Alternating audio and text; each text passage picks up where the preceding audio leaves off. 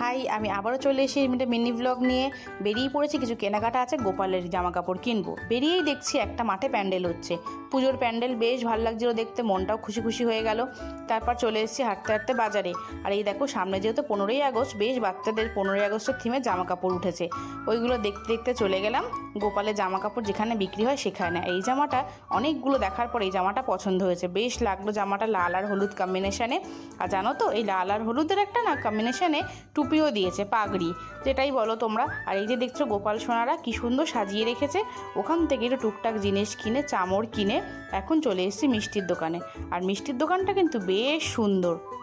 এখান থেকে দই মিষ্টি সব কিছু কিনে নিলাম, যেহেতু সোমবার আছে, বাড়িতে পুজো আছে। ওগুলো কিনে নিয়ে এখন যাচ্ছি বাড়ির দিকে। তাহলে চলো আমি যাই বাড়িতে, আর তোমরা কিন্তু সাবস্ক্রাইব করে যেও। আর আজকের মিনি ব্লগটা এই পর্যন্তই, আবার পরে দেখা হচ্ছে, টাটা।